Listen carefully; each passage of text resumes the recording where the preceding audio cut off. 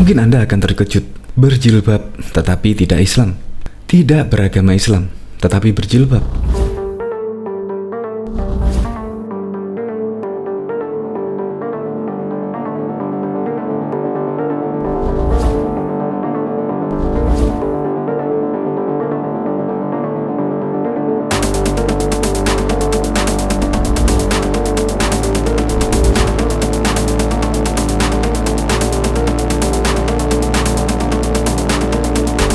Bahkan, ada pertanyaan ke Ustadz Abdul Somad atau yang biasa dipanggil UAS. Bolehkah non-muslim berjilbab?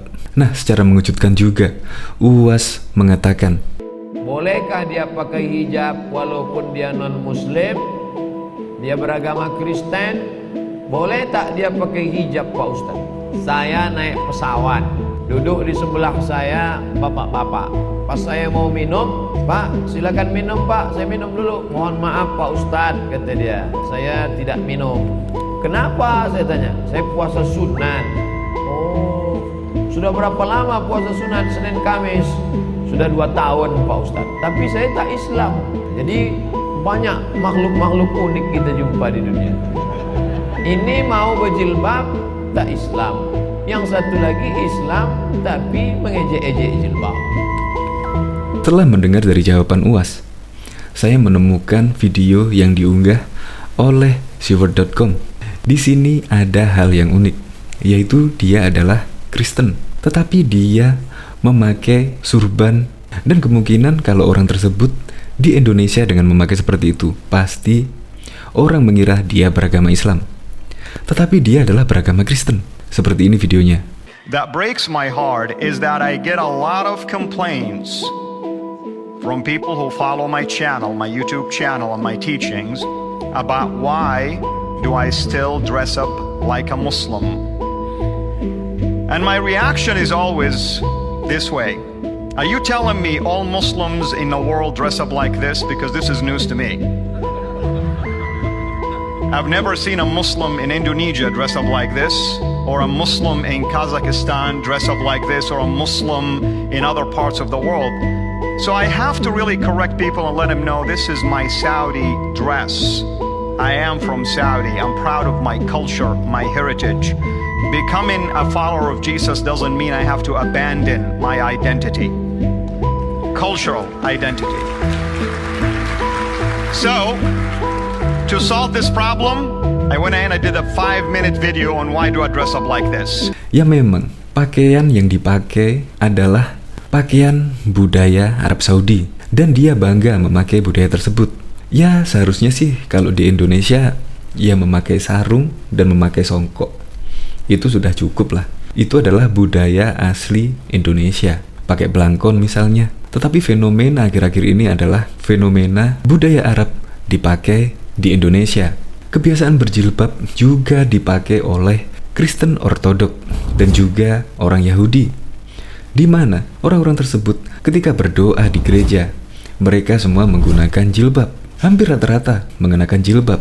Bahkan ada cerita yang unik sekali, di mana ada orang Kristen, dia memakai kalung salib, terus memakai kaosnya itu ada tulisan Bapa Kami. Bapa Kami itu adalah doa orang Kristen, tetapi pakai bahasa Arab. Nah kemudian ada yang nyeletuk, Anda Kristen kok pakai baju dengan tulisan Arab? Dan dia menjawab, ini adalah doa Bapa Kami. Untuk lebih lengkapnya simak berita berikut ini, Good News Indonesia. Baru-baru ini perdebatan tentang kerudung dan agama cenderung semakin sengit. Pemakaian jilbab, hijab, burka, dan bahkan larangan burkini di seluruh Eropa kini kian mendapat perhatian publik internasional. Kebanyakan masyarakat awam juga beranggapan bahwa hanya umat Islam saja yang para wanitanya mengenakan tudung atau kerudung. Sedikit banyaknya, hal ini bisa jadi dipicu juga oleh karena orang barat yang kebanyakan mengasosiasikan kerudung dengan Islam dan terorisme. Melansir laporan dari metro.co.uk Rabu 28 Februari 2018 yang lalu, dewasa ini sudah bukan rahasia lagi jika publik menemukan ada para petahana dunia barat yang secara terang-terangan mengaku Islamfobia.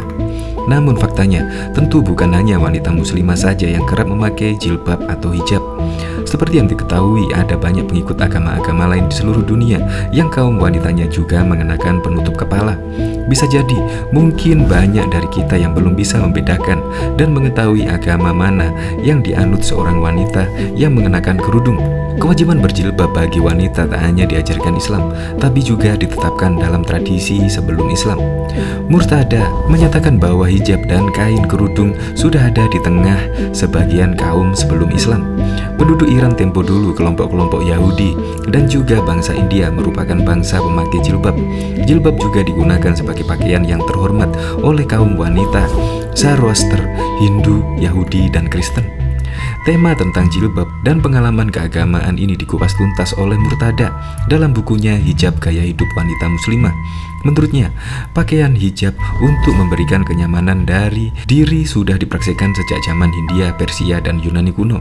Pada masyarakat India kuno, motif pemakaian hijab karena ada kecenderungan ke arah kerahiban. Ini sebuah perjuangan melawan kesenangan dan penaklukan ego. Murtada menduga praktik pemakaian jilbab berasal dari Hindia.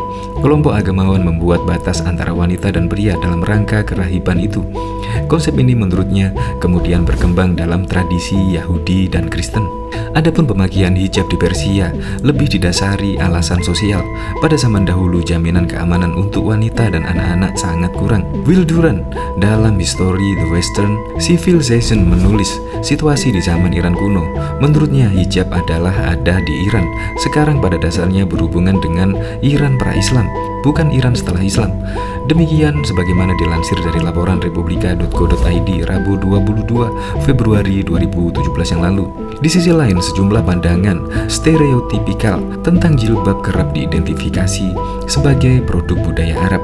Berkaitan dengan pandangan stereotipikal ini, Zahra mengingatkan kaum wanita untuk menyadari bahwa larangan berjilbab adalah senjata paling ampuh untuk merendahkan dan menghinakan kaum perempuan. Lebih lanjut, mari simak beberapa gambar di bawah berikut ini. Bisakah kamu tebak agama wanita-wanita ini berdasarkan jilbab yang dipakainya?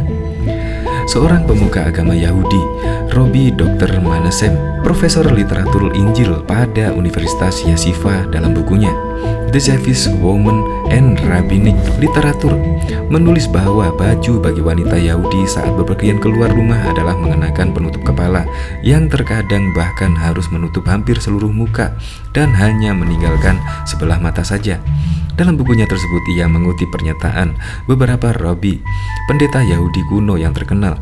Bukanlah layaknya anak-anak perempuan Israel yang berjalan keluar tanpa penutup kepala, dan terkutuklah laki-laki yang membiarkan rambut istrinya terlihat, dan wanita yang membiarkan rambutnya terbuka untuk berdandan membawa kemelaratan. Pada gambar di atas dapat dilihat para perempuan dari kalangan Yahudi ultra-ortodoks sekte Hardiburga yang kerap disebut itu para Taliban, demikian dikutip dari laman bersamaislam.com. Kerudung juga menyimpulkan kondisi yang membedakan status dan kemewahan yang dimiliki wanita yang mengenakannya.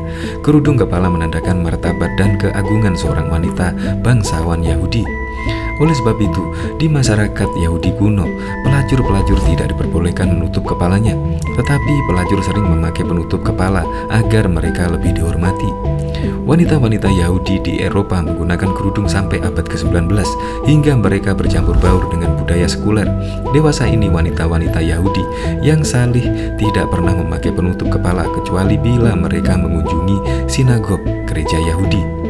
Dalam hukum Rabi Yahudi, wanita Yahudi yang sudah bersuami dan tidak berjilbab dipandang sebagai wanita yang tidak terhormat.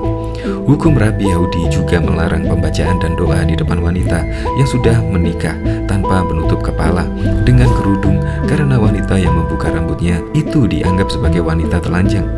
Wanita ini bahkan dianggap sebagai wanita yang merusak kerendahan hatinya dan didenda dengan 400 zuzim karena pelanggarannya. Foto di atas merupakan perempuan dari jemaah Kristen Ortodok dalam pakaian tradisional lengkap dengan kerudung dan sudah dibiasakan sejak masih kanak-kanak. Tetapi tiap-tiap perempuan yang berdoa atau bernubat dengan kepala yang tidak bertudung menghina kepalanya, sebab ia sama dengan perempuan yang dicukur rambutnya. Sebab jika perempuan tidak mau menudungi kepalanya, maka haruslah ia juga menggunting rambutnya. Tetapi jika bagi perempuan adalah penghinaan bahwa rambutnya digunting atau dicukur, maka haruslah ia menudungi kepalanya. Sebab laki-laki tidak perlu menudungi kepalanya, ia menyinari gambaran dan kemuliaannya. Tetapi perempuan menyinarkan kemuliaan laki-laki, sebab laki-laki tidak berasal dari perempuan, tetapi perempuan berasal dari laki-laki. Dan laki-laki tidak diciptakan karena perempuan, tetapi perempuan diciptakan karena laki-laki. Sebab itu perempuan harus memakai tanda wibawa di kepalanya oleh karena para malaikat. Namun demikian dalam Tuhan tidak ada perempuan tanpa laki-laki, dan tidak ada laki-laki tanpa perempuan. Sebab sama seperti perempuan berasal dari laki-laki, demikian pula laki-laki dilahirkan oleh perempuan, dan segala sesuatu berasal dari Tuhan. Gambar di atas merupakan potret pasangan pengantin dari jemaah Kristen Ortodok. Gambar di atas merupakan wanita Kristen di Ethiopia. Menurut Rasul Paulus, menutup kepala bagi wanita itu sebagai simbol otoritas laki-laki yang merupakan bayangan dan keagungan Tuhan. Karena wanita diciptakan dari laki-laki dan untuk kepentingan laki-laki pula. Foto di atas menunjukkan biarawati dari gereja Santo Nicholas Nizhny, region Rusia pada tahun 1904. Dalam kaitan ini, Abu Amenah Bilal Philip menegaskan bahwa dalam kanon gereja Katolik terdapat artikel hukum yang mewajibkan wanita untuk menutup kepala mereka saat berada di gereja. Bahkan sekte-sekte Kristen seperti kaum Amis dan Menonite memelihara kerudung bagi kaum wanitanya hingga saat ini. Agama Yesus yang sebenarnya, Abu Amenah Bilal Philip, kerudung wanita Hindu. Hal yang sama juga dilakukan dalam tradisi orang-orang India yang sebagian besar menganut ajaran Hindu. Pakaian yang panjang serta menyentuh mata kaki dengan kerudung menutupi kepala menjadi pakaian khas yang dipakai sehari-hari.